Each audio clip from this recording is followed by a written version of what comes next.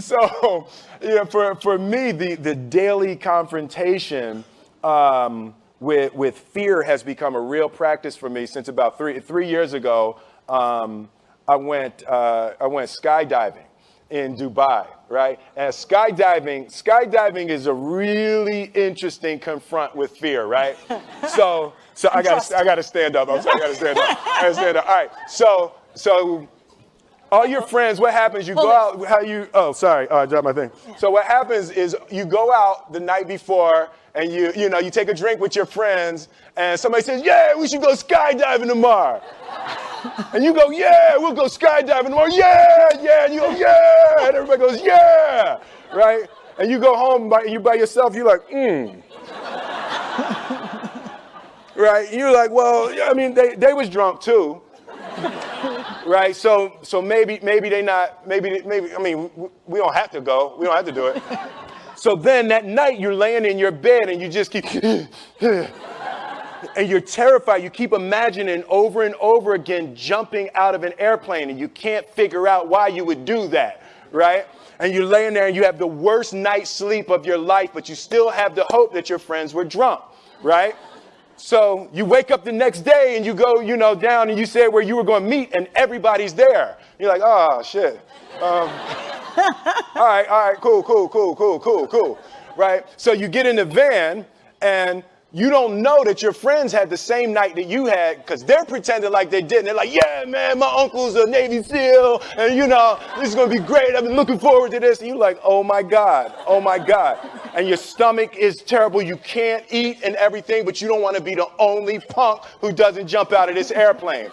So you get there and then you have this safety brief. And you're standing there, and the guys will tell you, well, if the chute doesn't open, what's going to happen is why the hell, what could happen?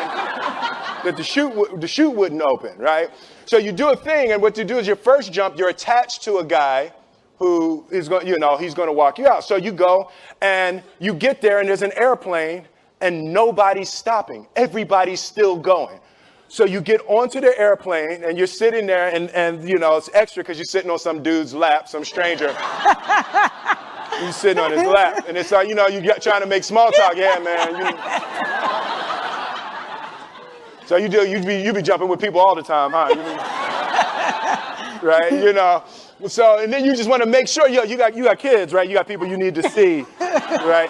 You just want to make sure he's serious, right? So you get in there. So everything's normal. So you fly and you go up to 14,000 feet, and you notice there's a light. It's red.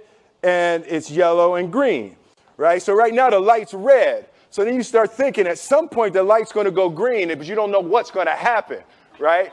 And you wait and it goes yellow and the light goes green and somebody opens the door. And in that moment you realize you've never been in a freaking airplane with the door open. Right? Terror. Oh, sorry, I'm spitting. Oh, sorry. No, terror. Right? So you go, and then, if you were smart, you sat in the back so you don't go first, right? And then people start going out of the airplane. And you go, and the guy walks you up to the end of the thing, and you're standing, and your toes are on the edge, and you're looking out down to death. And they say, on 3. And they say, 1, 2, and he pushes you on 2 because people grab on 3, right? Right? And you go, and you fall out of the airplane, and in 1 second, you realize that it's the most blissful experience of your life. You're flying, right? It doesn't feel like falling, right? It's like you actually are kind of held a little bit by the wind, and then you start falling, and there's zero fear. You realize that the point of maximum danger is the point of minimum fear. It's bliss. It's bliss, and you're flying,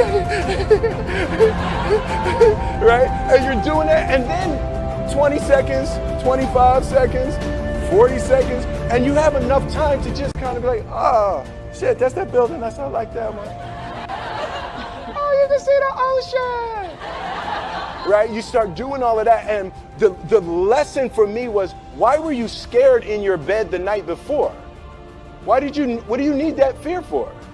Just don't go. Why are you scared in your bed 16 hours before you jump? Why are you scared in the car? Why could you not enjoy breakfast? What did you need that? The fear is fear of what? You're nowhere even near the airplane. Everything's up to the stepping out. There's actually no reason to be scared. It only just ruins your day. You don't have to jump. And then in that moment, all of a sudden, where you should be terrified is the most blissful experience of your life. And God placed the best things in life on the other side of terror. On the other side of your maximum fear are all of the best things in life.